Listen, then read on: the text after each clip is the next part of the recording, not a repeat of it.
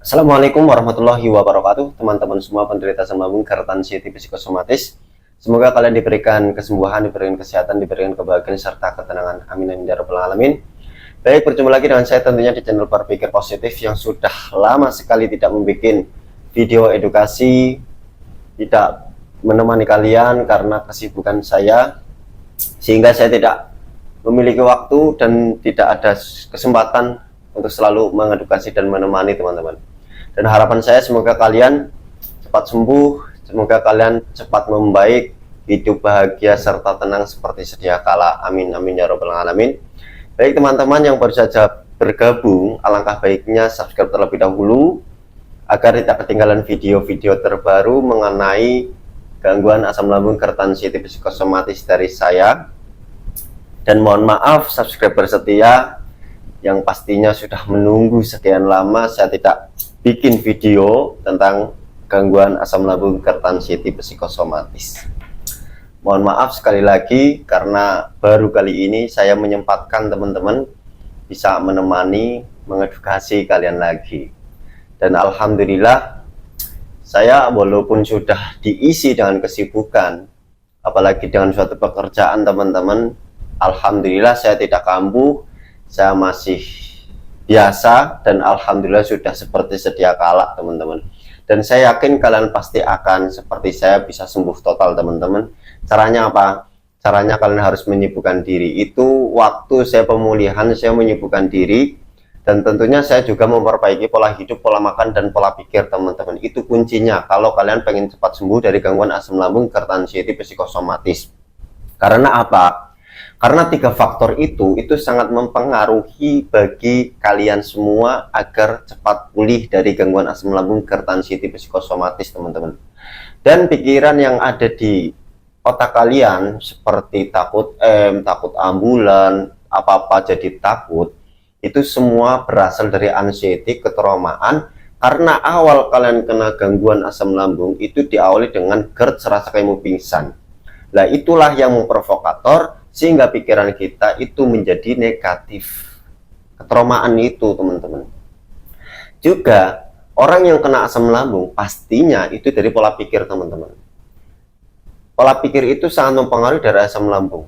Jadi pola pikir kalian yang stres berlebihan, terus memiliki sifat yang gak enakan, itu sangat mempengaruhi kambuhnya asam lambung, gerd teman-teman.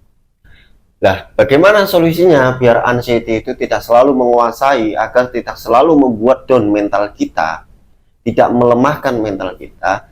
Maka sering-seringlah melakukan aktivitas yang menyenangkan, terutama di luar rumah teman-teman. Mas, tapi masih takut di luar rumah, karena takut apa? Nanti takut pingsan, serasa kayak mau pingsan, serasa kayak mau jatuh. Itu tidak terjadi teman-teman, itu sesuai pengalaman saya dulu juga sering merasakan seperti itu teman-teman, serasa kayak mau serasa kayak mau pingsan, serasa kayak mau jatuh, nafas terengah-engah, kadang nafas itu berhenti sejenak, juga kadang nafas itu berat. Itu karena apa teman-teman? Karena asam lambung kita itu tidak stabil, juga kepanikan kita itu meningkat, yang memicu hormon kortisol kita naik. Lah ketika hormon kortisol naik, maka seketika kita stres menghadapi apa yang kita rasakan.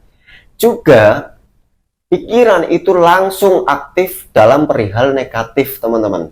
Itu apa? Karena anxiety itu. Maka agar kalian itu bisa melemahkan hormon kortisol alias kesetresan, maka kalian harus aktifin kegiatan seperti jalan-jalan pagi secara kontinu, secara konsisten teman-teman. Dulu saya juga seperti itu. Pokoknya setiap pagi. Setelah itu diusahakan jangan pulang ke rumah, kalian berjemur terlebih dahulu di waktu pagi. Itu sangat mempengaruhi ke hormon kita, terutama hormon serotonin kita meningkat, hormon dopamin kita meningkat, hormon yang untuk mengalihkan kesetresan itu juga akan meningkat teman-teman. Serotonin itu juga akan meningkat. Itu sangat-sangat membantu sekali jalan-jalan pagi dan juga berjemur teman-teman. Nah, langkah selanjutnya, karena kita selalu dihantui oleh ketakutan, juga dihantui oleh pikiran-pikiran negatif, maka diupayakan, diusahakan kalian itu cobalah cari relasi, main ke sungai atau main ke kebun melihat hijau-hijauan. Itu juga sangat membantu biar pikiran kita itu tenang, teman-teman. Biar yang ada di pikiran kita itu nggak selalu takut mengukur umur, ya kan, memiliki penyakit berat, dan semua yang kena gangguan asam lambung GERD, anxiety disorder, terutama yang anxiety disorder, itu pikirannya sama, teman-teman. Satu, takut takut memiliki penyakit kronis, takut memiliki penyakit berat, dan ujungnya mengakibatkan membuat meninggalkan. Itu padahal, teman-teman, hasil dari dokter, ya, asam lambung GERD anxiety itu bisa disembuhkan dan itu tidak berbahaya, teman-teman, aman. Pikiran kita yang tidak baik-baik saja sebenarnya, teman-teman. Pikiran kita yang selalu berpikir negatif terus-menerus, maka lama-kelamaan menjadi watak, menguasai ke mental kita, maka mental kita jadi down, mental kita jadi lemah. Maka janganlah heran kalau kalian dulu pemberani, sekarang kok jadi cemen, sekarang kok jadi apa-apa takut, dengar ambulan takut, di malam hari takut, di sore hari takut, dengar suara burung pun takut. Apalagi yang laki-laki Jumatan itu takut. Terus di keramaian juga takut, gemeter, keringat dingin, piar-piaran, les-lesan kan. Karena apa, teman-teman? Karena berawal dari takut itu berpikir negatif di otak kita. Maka menguasailah ke otak kita. Lama-kelamaan mental kita turun. Nah, biar mental kita itu aman, maka sering-seringlah melatih, dilawan. Ketakutan itu harus dilawan, teman-teman. Sensasi itu jangan dirasakan, tapi kita terima. Kita terima, teman-teman. Memang sensasinya itu nano-nano.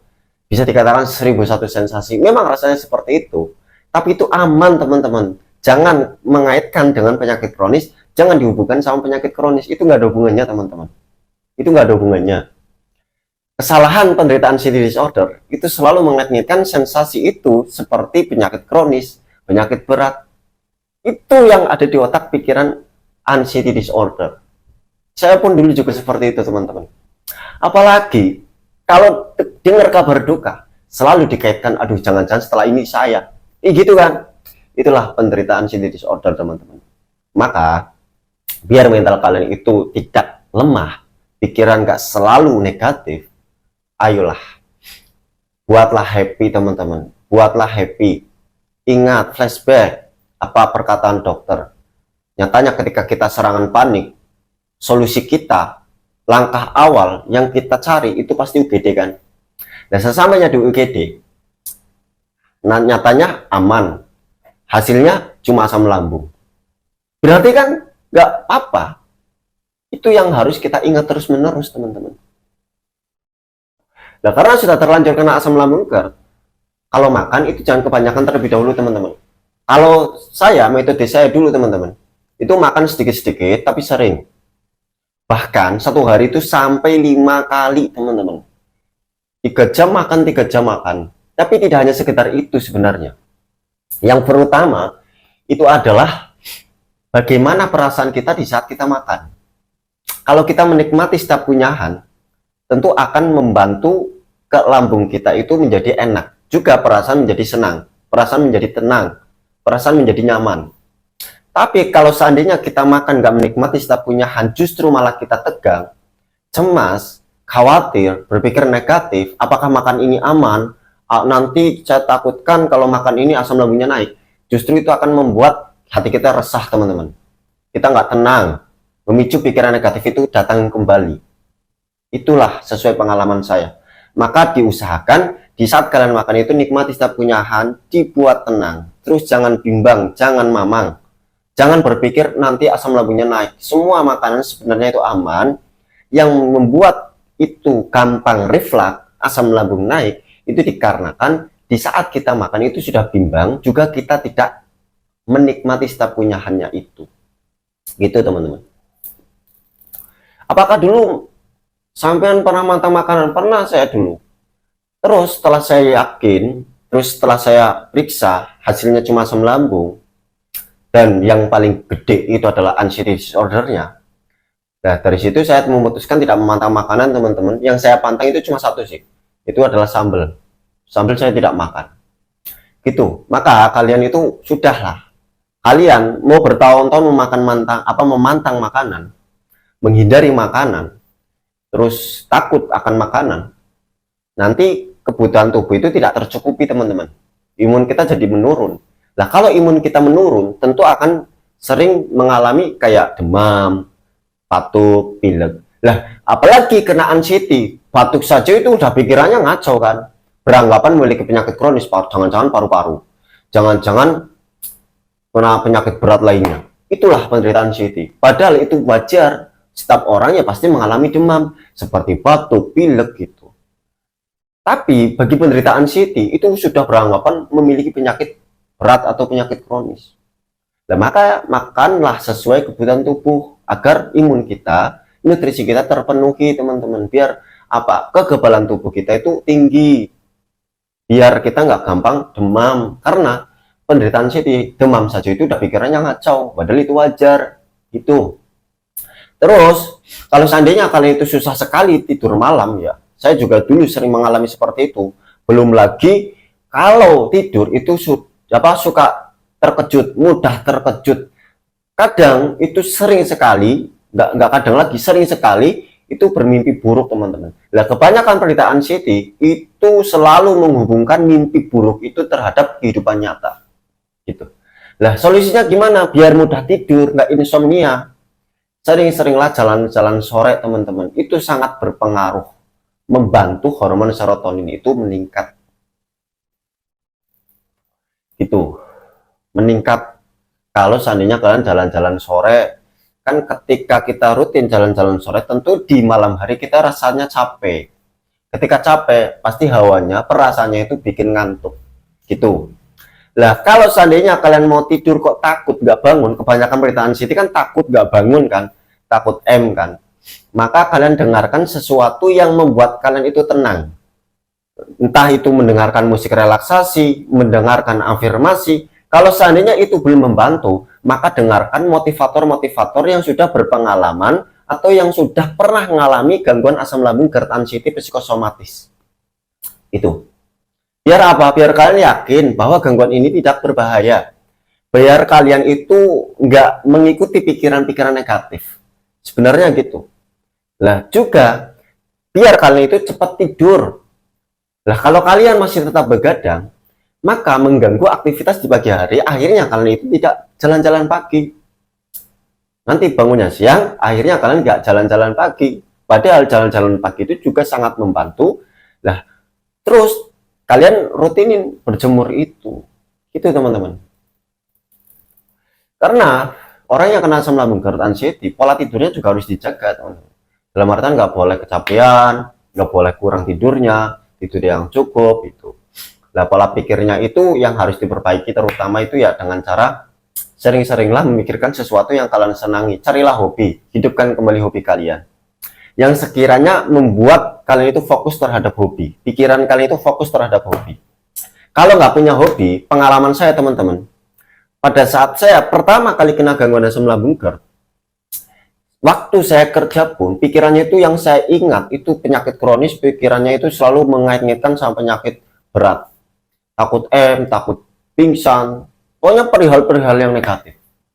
Padahal tangan itu sedang mengerjakan pekerjaan. Tapi pikirannya selalu ngaco, pikirannya selalu negatif. Karena apa? Karena saya nggak bisa menikmati. Karena saya masih besar anxiety-nya pada saat itu. Nah, setelah saya tahu, setelah saya sadar bahwa gangguan ini itu diakibatkan oleh suatu ketraumaan yang disebut dengan anxiety, kecemasan yang berlebih, diakibatkan traumaan itu. Maka pada saat itu akhirnya saya membangkitkan diri saya bangun dari keterpurukan, saya sadar bahwa gangguan ini adalah gangguan mental, terus ini hanyalah tipu daya dari anxiety, dan semua itu tidak terjadi. Akhirnya saya memutuskan saya mengembalikan suatu hobi, teman-teman. Saya hidupkan kembali, yang mana hobi itu membuat saya fokus terhadap hobi. Akhirnya yang dipikir, saya tidak selalu pikiran negatif, tapi saya memikirkan suatu hobi, teman-teman. Itu terutama. Terus biar kalian nggak selalu ngacau, hindari searching, teman-teman. Sangat berpengaruh, sangat mempengaruhi sekali kalau seandainya kalian itu menanyakan sensasi yang kalian alami terhadap Google. Nanti yang muncul itu penyakit kronis. Lah ketika jawaban negatif itu muncul bagi penderita anxiety, wah pikirannya udah ngaco dan ujung-ujungnya nanti kena serangan panik. Itu udahlah bangkit. Kenapa saya kembali bikin video? Karena banyak sekali yang DM saya, banyak sekali yang WA saya, Mas, Bang, Kak, saya tunggu video barumu. Tolong temani teman-teman yang lain yang sedang mengalami gangguan asam lambung karena anxiety. Nah, dari itu teman-teman. Terus saya dapat kabar juga sekarang meningkat yang kena gangguan asam lambung GERD. Ya wajar karena tuntutan sekarang banyak. Terus stres juga meningkat. Orang yang stres itu meningkat, maka tidaklah heran kalau sekarang banyak yang kena gangguan asam lambung karena anxiety psikosomatis. Terutama teman-teman, kenapa sekarang kok bukannya menurun tapi malah meningkat yang kena gangguan asam lambung karena anxiety? Karena mayoritas orang-orang yang kena anxiety disorder itu memiliki sifat atau jiwa yang nggak enakan. Nggak enakan itulah yang menyebabkan kena gangguan asam lambung karena anxiety psikosomatis. Dalam artian dalam menjalani hidupnya itu tidak bisa bersikap masa bodoh. Istilah Jawanya itu ala loweh gitu. Bodoh amat gitu. Ya wajar karena nggak enakan ya kena gangguan asam lambung GERD. Saya pun dulu gitu. Juga di sisi lain yang kena gangguan asam lambung karena anxiety itu memiliki sifat perfeksionis, pengen cepat-cepat kelar, ya kan? Pengen cepat-cepat selesai, ya, dalam mengerjakan sesuatu. Juga kepenginnya itu dinilai baik oleh orang. Dalam artian nggak mau dicaci. Dalam artian tidak mau dihina. Itulah penderita anxiety. Perfeksionis, saya juga dulu gitu. Ya wajar, karena apa? Karena kita kan nggak enakan, jadi ya takutnya mengecewakan orang lain gitu kan. Padahal hal itu salah teman-teman. Jadi hidup kita itu seakan-akan terkontaminasi dengan perkataan orang, atau kita itu didikte oleh orang. Yang padahal itu salah teman-teman. Yang nyatanya akhirnya jiwa kita yang kalah, pikiran kita yang kalah, dan ujung-ujungnya kita kena anxiety disorder, ya kan? Udah, makanya sekarang jadilah orang yang bodoh amat. Juga jangan hiraukan apa perkataan orang. Dan saya yakin kalian pasti dibilang oleh orang yang normal, orang yang tidak mengetahui anxiety disorder, tentunya kalian itu dibilang lebay lah, kurang iman lah, mengada-ngada. Ya nggak apa-apa, biarin, karena dia tidak tahu apa yang kalian alami, apa yang kita alami, apa yang kita takutkan gitu. Udah, biarkan, itu wajar. Saya juga dulu gitu. Pokoknya sudah teman-teman, abaikan. Terus dalam sensasi itu juga kalian harus bersikap masa bodoh aman. Nyatanya sekarang kalian masih hidup, masih baik-baik saja. Sudah berulang kali kalian periksa, sudah berulang kali KG, ronsen, ya kan, hasilnya normal. Dan ujung-ujungnya kalian dirujuk ke psikiater, dimintai obat penenang jiwa, alprazolam dan sebagainya. Berarti kan aman. Jiwa kita yang nggak baik-baik saja sebenarnya teman-teman. Pikiran kita yang tidak baik-baik saja. Kita itu aman. Pikiran kita yang selalu melampaui batas. Pikiran kita itu selalu berpikir dan meyakini sesuatu yang belum terjadi dan tidak terjadi. Itulah kebanyakan penderita anxiety. Maka bersikaplah masa bodoh terhadap sensasi. Memang sensasi 1001 sensasi itu banyak sekali teman-teman. Rasanya itu nano-nano. Dan kalian jangan mengaitkan, menghubungkan sensasi itu sama penyakit kronis. Itu tidak ada hubungannya teman-teman. Kalian tenang saja. Kalian fokus saja dengan metode-metodenya, terhadap metode-metodenya. Kalian yakini bahwa gangguan ini akan bisa dilewati. Gitu. Nyatanya sudah banyak sekali yang sembuh. Nyatanya banyak sekali yang bisa sembuh cepat. Nyatanya juga banyak sekali yang bisa hidup normal sedia kala. Berarti gangguan ini bisa dilewati teman-teman. Kalian sadari, ikhlas, sabari, dan kalian konsisten ikhtiar melakukan aktivitas yang menyenangkan agar pikiran kita itu teralihkan dari pikiran-pikiran negatif. Jangan lupa perbaiki pola pikir, pola makan, dan pola hidupnya.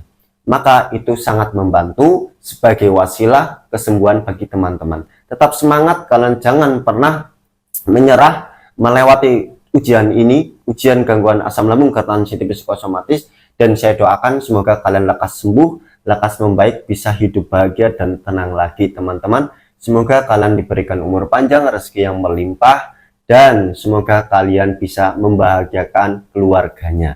Amin amin ya robbal alamin. Demikian dari saya, banyak kesalahan mohon dimaafkan. Saya akhiri, wassalamualaikum warahmatullahi wabarakatuh.